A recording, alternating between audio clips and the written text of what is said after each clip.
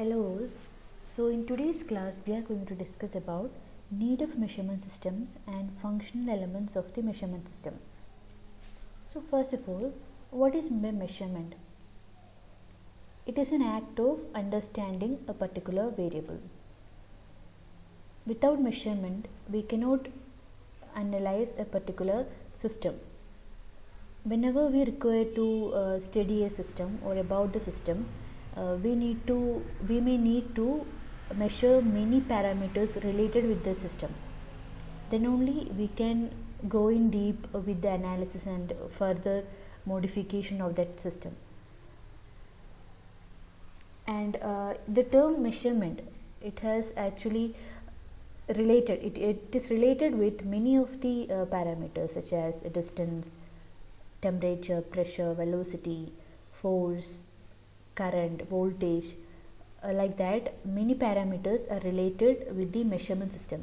Or in order to measure all these parameters, there are devices or there are instruments which are specified for that particular purpose. And while considering from an industrial point of view, we know in an industry there may be a lot of devices, a lot of machines will be there, and in such an industry we need to know the working, the design and of the each of these machines for the proper coordination and working, for the proper coordination and for the proper control of that total industry or the system. We need to know the working of these various machines, whereas the working as well as the accuracy of the various sensors or transducers employed in these various machines for measuring the parameters related to it. Okay, so what is meant by these sensors, transducers and all?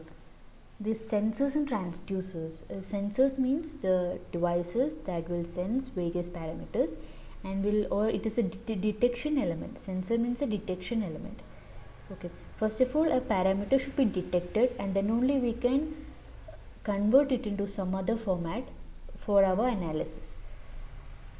So in an industry there will be a lot of machines, as I told, and all these machines may be having a lot of sensors, transducers and other machinery associated with it. So that is the importance of measurement system in an industry. Next, let us move on to functional elements of a measurement system. So this is the block diagram of the functional element of an instrument or measurement system. This is actually various blocks or various stages of a act of measurement. During the act of measurement, from the physical parameters to be measured to the final output that we are observing, in between that there are a lot of stages, which is what seen here. So first of all, this is the measured medium. First block is measured medium, where the measurand lies. Measurand means what? It is the parameter that we need to or that we intend to measure here. That is the measured quantity. From the measured medium, what we obtain? We obtain measured quantity. Okay. Now the first block is primary sensing element. So what may be the primary sensing element? It is the detecting, that is the physical parameter should be detected at first. So this is sensor or primary sensing element, let us name so. Okay, so this is the first stage, and next one is variable conversion element, and after that manipulation, transmission, storage and representation. Okay, so let us go in detail. So first block, primary sensing element. So what is the purpose of this primary sensing element? The primary sensing element just detect the quantity and will give the quantity to the variable conversion element or to the next stage, whatever lies behind it. Okay, so the only purpose is to detect or sense the element. Okay, nothing else happens here. And this is what will be the output of a primary sensing element. Output will be proportional to the quantity being measured here. Okay, so depending upon the function, or depending upon the type of sensing element, the output varies as per the input. Okay, here actually no conversion happens. Whatever is the input, it will be the proportional quantity will be obtained in the output. Okay, so next one is variable conversion element. In variable conversion element, as the name suggests, a conversion happens here. That is, the input from the primary sensing element or input to the variable conversion element is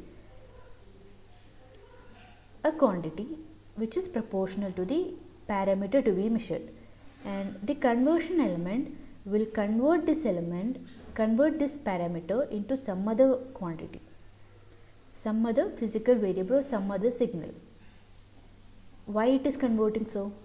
Because it need to give the output such that which is supported by the next stage of the system. Okay, so that is the purpose of variable conversion element.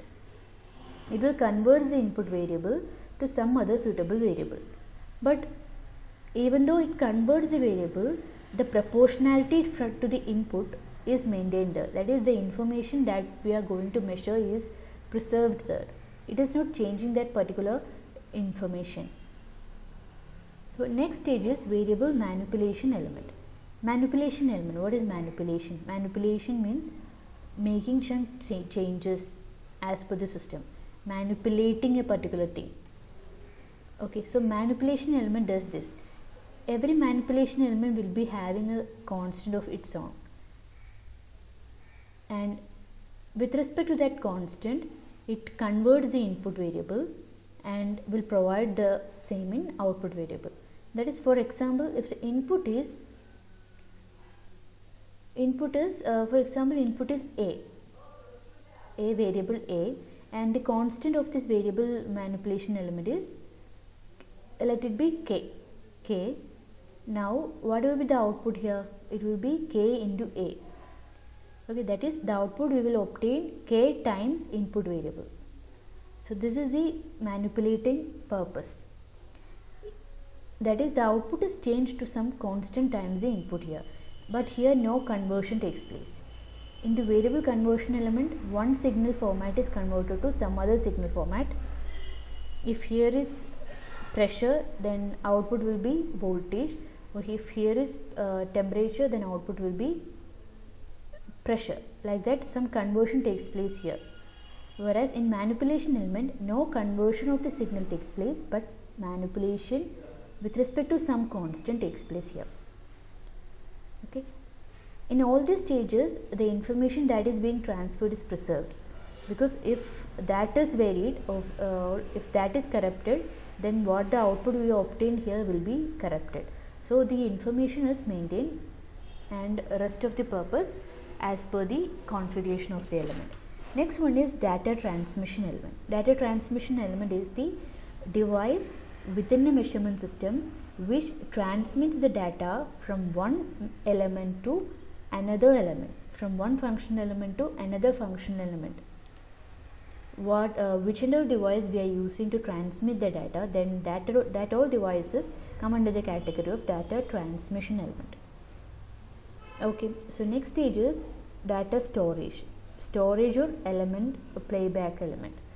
Okay, so what is the purpose? This is actually not a necessary thing. In every measurement system, there is no guarantee that this system will be there. It depends upon the type of measurement we require here.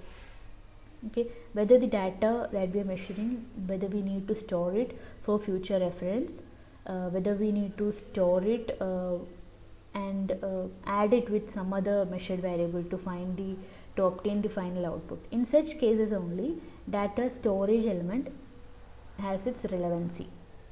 Okay, so what will be the data storage element? It stores the data that is being detected or measured here for the future reference. Okay, And the next stage is data presentation element.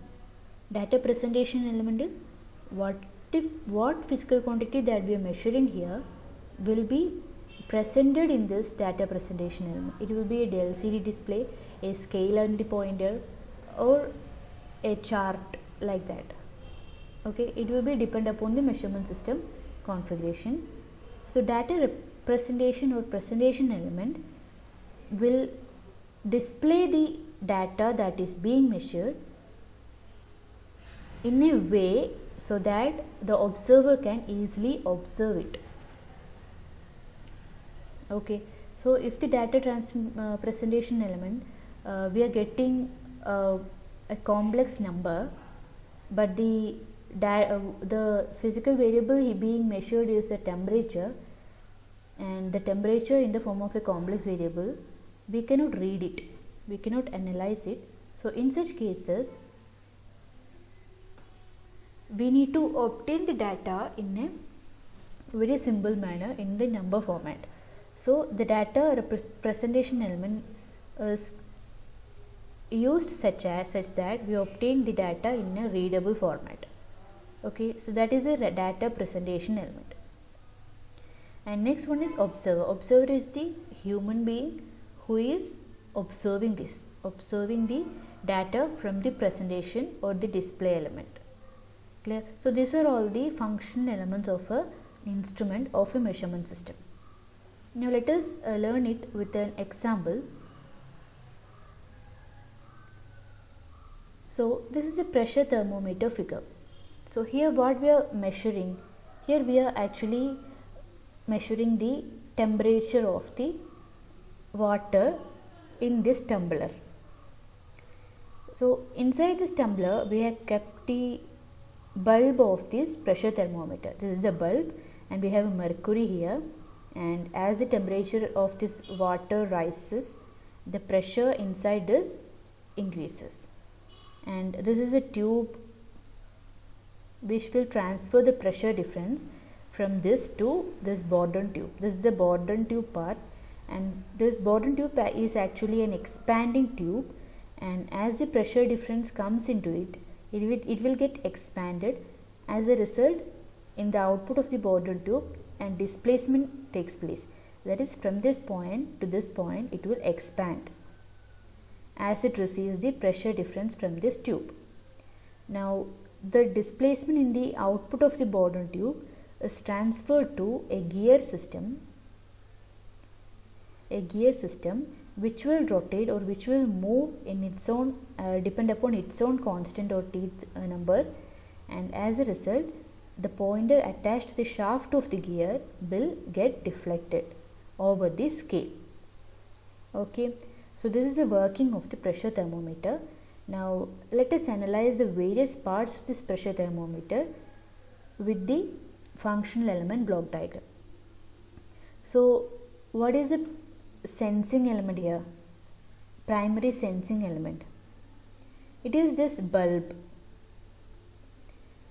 Okay, bulb is actually a sensing element because it is sensing the temperature from the tumbler, and it is also the variable conversion element because the temperature sensed is converted to pressure difference inside this bulb.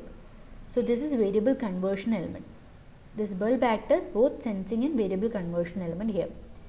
Here the measured medium is fluid, and inside the fluid we have the measurand. What is the measurand here?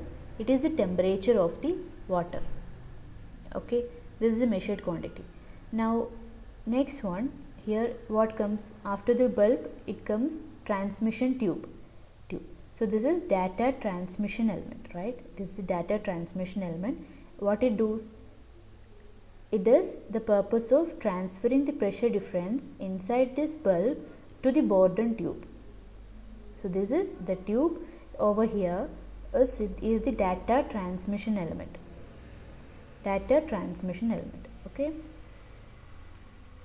Okay. The next one is Bourdon tube. What does Bourdon tube do here? Bourdon tube converts the pressure difference into displacement. Due to its expansion, whenever the pressure difference comes here, it will get expanded As a result, a displacement will be obtained in the output. So this is variable conversion element. It converts this into displacement. Okay, this is variable conversion element, Bourdon tube. Pressure into displacement or motion. Next one is linkage and gear.